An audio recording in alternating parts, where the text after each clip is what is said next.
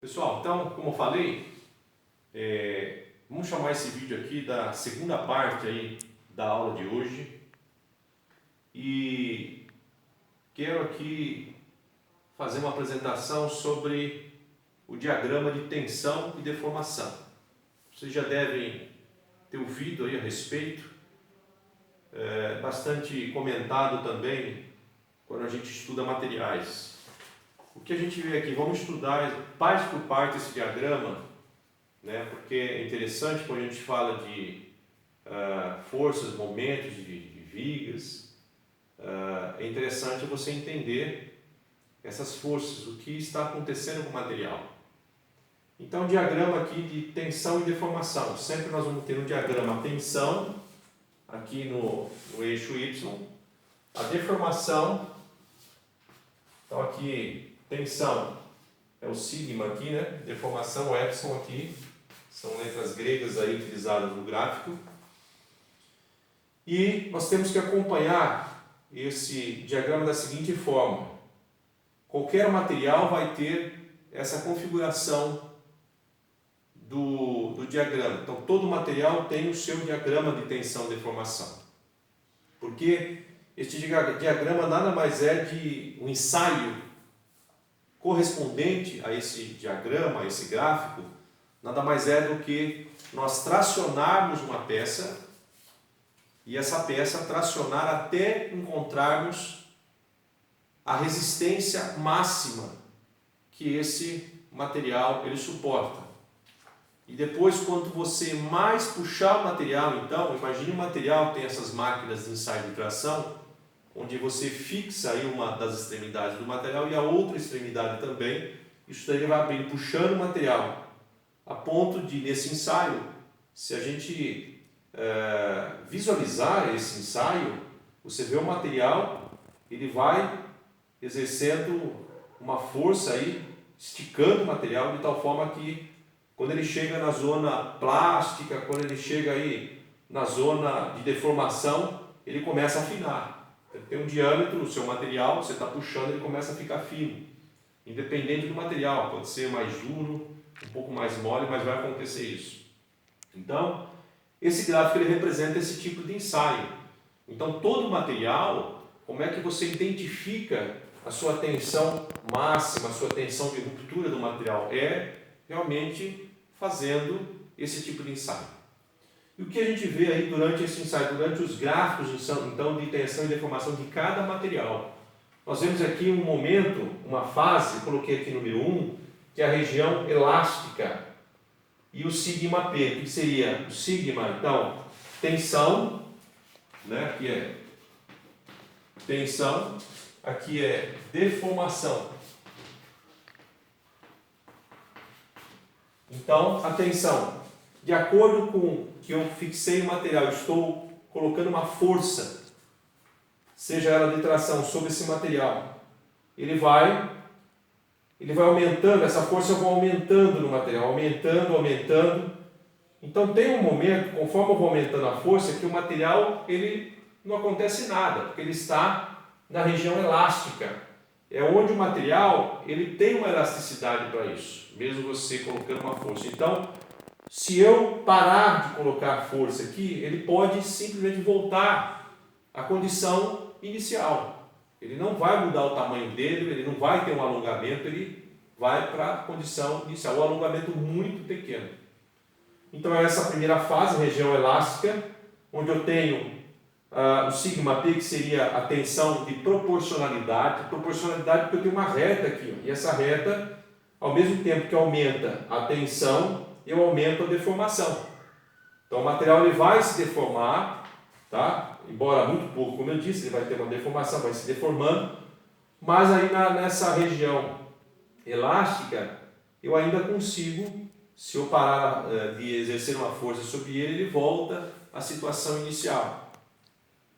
Então, depois dessa, inclusive nessa reta aqui, um cientista ele elaborou uma lei chamada Lei de Hooke, onde ele colocou o seguinte, que ΔL, que seria a variação, a deformação, ΔL, é igual a força sobre uma área.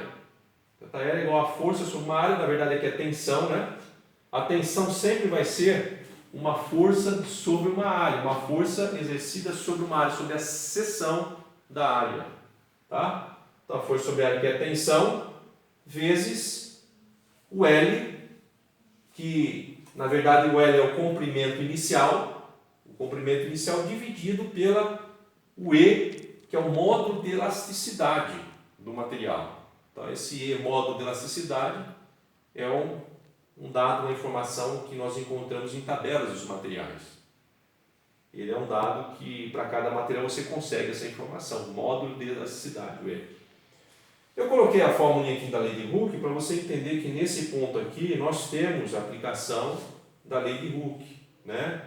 Onde podemos dizer aí que eu consigo determinar, de acordo com o comprimento do meu material e o seu módulo de elasticidade, o quanto que, ΔL, o quanto que ele está se deformando. E essa unidade de medida vai ser em metros. Quantos metros ele alongou, ok? Nós não vamos entrar nesse detalhe na nossa disciplina aqui, nessa aula de hoje. O que me interessa é o entendimento sobre o gráfico, ok?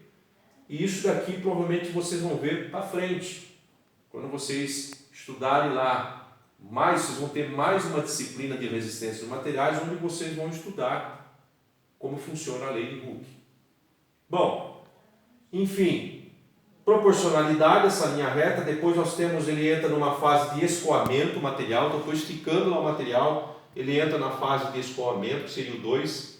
Essa fase ele não alterou, ou melhor, em termos de tensão, olha, chegou um ponto, eu parei de aplicar a força. Então, o que está acontecendo? Ele vai só se deformar. Só se deforma nesse ponto. No item 3, um endurecimento por deformação. Aqui já é uma região que a gente chama de plástica. Tá? É uma região de endurecimento, como eu disse ali, por deformação, mas é um comportamento plástico, né? Desde esse ponto aqui até esse ponto aqui, nós temos uma deformação plástica. A deformação plástica, quer dizer, aqui o material ele ainda volta à dimensão normal. Aqui já não.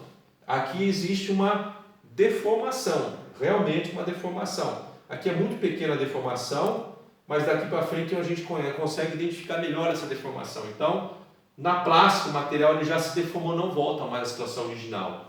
Então nós temos aqui o 3, que é endurecimento por deformação, e no final nós temos uma ruptura. Ele chega, ou seja, esse ponto é importante, onde nós temos a limite de resistência máxima, então é a tensão máxima nesse ponto, e nesse ponto, ele chega a um ponto que estou puxando tanto material que ele começa a não precisar muito mais de esforço, ele já começa, a força vai diminuindo, mas ele já está indo para uma fase de ruptura, né? A tensão de ruptura. Então é assim que funciona esse gráfico. Eu tenho maiores detalhes no material que estou passando para vocês também, tá? Sobre cada fase. E eu só vou colocar aqui um exemplo. Se eu tiver um material muito duro, com a dureza maior, ele vai ser quebradiço. Uma tendência seria esse gráfico ele ser mais ou menos isso aqui, ó. Então ele se quebra com pouca deformação, ele já se quebra. E o material mais mole, um alumínio, então aí esse gráfico já tem uma tendência, né, de ser isso daqui, ó. Ou seja, ele vai se quebrar com muito mais tempo, né, com muito mais, você vai colocando força, dificilmente ele se quebra. Ele vai focar mais na deformação plástica. Ok, pessoal? Então, muito obrigado aí pela aula de hoje, né? Aí pela atenção de vocês. E então tem essas duas informações, a questão anterior que eu comentei sobre mais uma parte sobre forças, momentos, e essa questão do diagrama de tensão e deformação. Beleza? Verifique o material de vocês. Até mais.